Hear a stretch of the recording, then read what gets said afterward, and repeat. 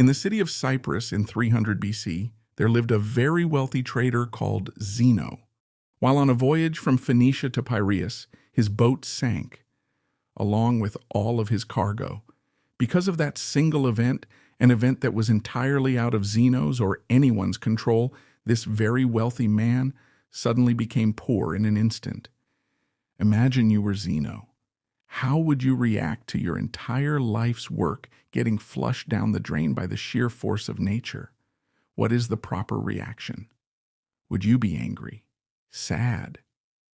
Would you feel life has cheated you? For most of us, these would all be normal reactions, but not for Zeno, the father of Stoicism. One small change lasts an eternity, and one small reframing of your mindset can cascade into larger and more impactful changes later down the line. The core of Stoicism is the very definition of acceptance and indifference. After reading the works of Socrates and other great philosophers, Zeno created and taught Stoicism. According to Zeno, although we don't have much control over what happens to us, we do have control of how it affects us, and we must use this control to great effect. Rather than crying over spilled milk, or in this case, drowned goods, Zeno focused on maintaining his composure over the situation, remaining calm and neutral despite his predicament. Today, people inadvertently view Stoics as people who cannot be broken, people who don't often linger to the emotional extremes, going through things like fits of rage or bouts of anxiety. But the original idea behind Stoicism was much more than that. Rather than just a way to describe people who are unemotional, Stoicism was a way to view, describe, and understand the world. It was a way of life, and that way of life has lasted for centuries. Stoic philosophy can be applied to situations today the same way it was applied thousands of years ago, and its benefits are just as impactful. Stoicism allows us to process these negative emotions from negative experiences and turn them into the thoughts that give us a unique perspective of the world. Perspective is everything, and everyone in the world has different experiences and thus different perspectives on things. Since the Stoics gathered, discussed, and taught philosophy in a public place, their general philosophy was widely known. They believed that Stoic principles could greatly benefit anyone and everyone, and so it didn't make sense for them to hide that knowledge behind the four walls of a school or of the palace courtyards. As a result, everyone from slave to emperor could learn and become a Stoic, and they did. Some of the world's most notable Stoics include Epictetus, which translates to acquired, as he was once owned as a slave, Seneca, who was a well-renowned statesman, and Marcus Aurelius, a Roman emperor, and one of the most powerful men to have ever lived. The early Stoics practiced what they preached, avoiding all forms of segregation and leading the fight against inequality. They even invented the word cosmopolitan, which literally means citizen of the world. When people hear that word now, we think of cities like New York, Toronto, Dubai, and London because of how diverse they are. This was the type of unity and togetherness that the Stoics preached. At the time of Stoicism's foundation, women weren't allowed to pursue philosophy, but Stoics disagreed with that completely. Musonius Rufus, Epictetus's teacher, once said, "It is not men alone who possess eagerness and a natural inclination towards virtue, but women also. Women are pleased no less than men by noble and just deeds and reject the opposite of such actions. Since that is so, why is it appropriate for men to seek out and examine how they might live well, that is, to practice philosophy, but not women?" Even at a time when it wasn't popular, women were allowed to freely learn about Stoicism and become Stoics themselves. So why do so many people adopt Stoicism as a way of life? In a world full of unexpected turns of events, our emotions can tend to get in the way of things. In reality, we don't really get sad because bad things happen to us. We get sad because unexpected bad things happen to us. Rain is a good thing. It helps to water our plants, provides water for livestock, and keeps the temperature cool and humid. But the truth is, when that dark cloud catches you outside without an umbrella, it's never a good experience. So why don't we start crying once it starts to rain? It's because although the situation is bad, we've learned to expect rain. It's something that is unavoidable. We can't control the weather. Although it sucks, the rain passes and the light returns. Stoicism teaches us that in the same way, we should expect that everything bad that can happen will happen. Picture the worst outcome and be content knowing it could happen. One of the Stoic exercises is known as voluntary discomfort, an exercise aimed at increasing feelings of gratitude. Sleep on the floor of your kitchen, taking cold showers when you normally take hot ones, eat nothing but potatoes for a few days, things like this. This exercise helps you to understand that no matter how hard it gets, you'll still survive and potentially thrive if your mindset is right. By being able to withstand these uncomfortable situations, we indirectly prepare our mental for future misfortunes. With the current state of the world, where advertisements are constantly shoved down our throats, we're made to believe that if we don't have the next best thing, look a certain way, or make a certain amount of money, we will never be happy. This message is important now more than ever. We enter the world not knowing much of anything. We grow up being taught things at home, in school, and by observing the world for ourselves. The thing is, a lot of times, all three of these sources of knowledge teach us in different ways. The question is, do we need to internalize all of this knowledge? If we do, we could unknowingly be setting unrealistic expectations for our lives, leaving us ultimately disappointed and unsatisfied in the end. That's no way to live. We should instead focus on improving ourselves, for ourselves.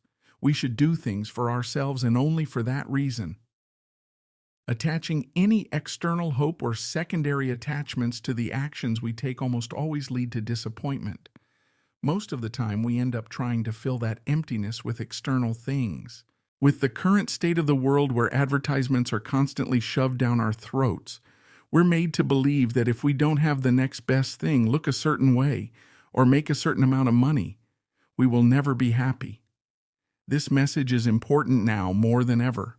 We enter the world not knowing much of anything.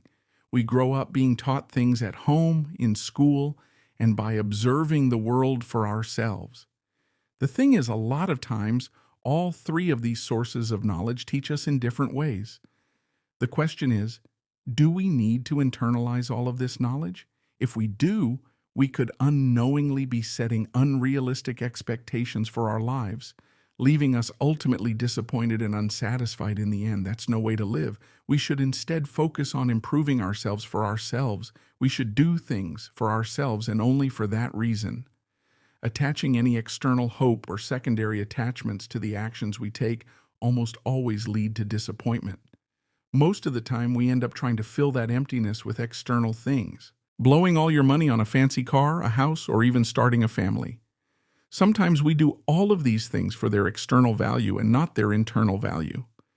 But Stoicism teaches that if you approach life this way, you place your happiness in the hands of external forces, forces that can always fail.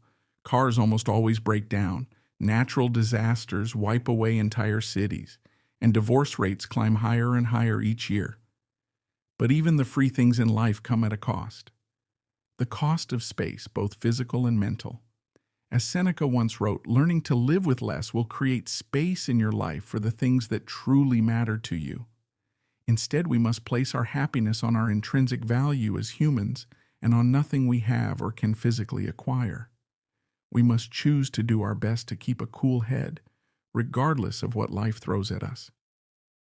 Because regardless of what it is we want, at the end of the day, we don't have any control over the majority of things that happen to us, but we do have all the control over how we react to those things. That is the dichotomy of control, the most important principle in Stoic philosophy. In the words of Epictetus, the chief task in life is simply this: to identify and separate matters so that I can say clearly to myself which are externals not under my control and which have to do with the choices I actually control. Stoics teach that we must learn to separate what we can control from what we cannot control.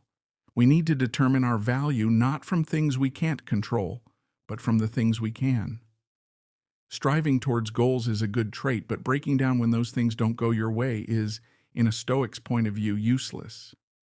Making YouTube videos is, well, a lot easier than being a Roman emperor, but it can still prove to be challenging sometimes. First, you must form your idea, which takes forever. Then research that idea, scrap it because it sucks, start over, script the video, create the video, edit it, make the thumbnail, title, and everything else before you hit upload. Everything up until the point where you click upload is all up to you. However, once you click the upload button, the power shifts to the YouTube algorithm.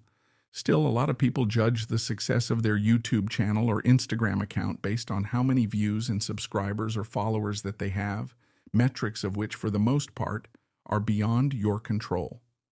Stoics teach that instead, you should judge the success of your work based on the amount of effort you put in and not the outcome of your external hopes. Trust the process.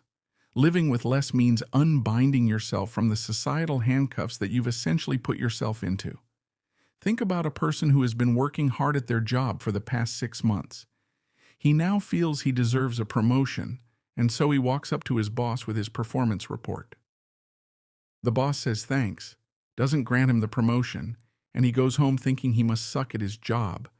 He doesn't consider that the boss might have simply woken up angry. Someone else might have been better qualified at that time, or maybe the company was just losing money and just couldn't afford it. He doesn't know the reason, but he's still upset. If he simply placed his value on the quality of the performance report he turned in, kept doing what he was doing to earn the promotion he wanted, he could have been much happier overall. With the right perspective, his goal wouldn't have been diminished, but just postponed. It's this reframing of your mindset that is crucial. A true Stoic does not view their successes based on the financial gain of their ventures, but is comforted by the fact that they can live a comfortable life without all the things money can buy. There are the 4 main virtues of Stoicism: wisdom, courage, temperance, and justice. Wisdom is being able to separate between what is internal and what is external, and the ability to choose our reaction to the things that happen to us. As Viktor Frankl said, between stimulus and response, there is a space. In that space is our power to choose our response. Courage, 2 words, persist and resist. Temperance or moderation is what I just did there, doing more with less, saying more with fewer words. While Jeff Bezos and Elon Musk are fighting at the top of Forbes' list, Stoics believe that the limit of wealth should simply be having what is essential and then having what is enough. Justice is the most important of all the virtues. It instructs that no one should do harm to another because we were all born for each other, to do good to one another, and not to ourselves. Nelson Mandela was one of the most famous African leaders in the world. While he was fighting against apartheid, he got sentenced to life imprisonment where he stayed for 27 years before finally being released. When he was released from prison, he was elected president of South Africa, and thus many people thought he was going to brutally punish all the people that had anything to do with apartheid or his imprisonment, but of course he did not. Throughout his time in prison, Mandela read the works of Marcus Aurelius and learned many of the core values of Stoicism, all of which he practiced throughout his life. Instead of calling for the heads of the wrongdoers, Nelson Mandela urged his people to instead seek the opposite, to relax and rebuild. He stressed that the past was now beyond their control, and that the only thing they could do was to find a way to move forward and build a better nation. This is the way of the Stoic. In modern-day medicine, Stoicism is at the core of procedures like rational emotive behavioral therapy and logotherapy. REBT helps patients to identify negative thought patterns that might be causing emotional and behavioral issues. It allows you to challenge the reasoning behind all these negative thoughts with logic. And when you realize that many of them are unfounded, you can then replace them with more productive and healthier beliefs. Logotherapy, on the other hand, is based on the Stoic principle that humans are driven by purpose. Even in the darkest of situations, we can fill our lives with meaning and happiness by simply finding out what that purpose is. As many of us know, though, this is easier said than done. It's a process, much like everything else. We have to rewire the way we think. Out with the old, in with the new.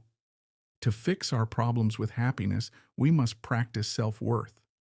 By redirecting our definition of value to the things that we can control, we can stop getting fixated on the things that we cannot control, and overall, we can lead a much happier and more fulfilling life.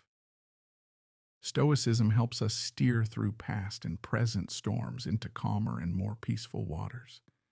And if our ship sinks and we all drown, we can take peace in the fact that we lived a good life, albeit not as long as we had hoped. Because remember, everything has an end.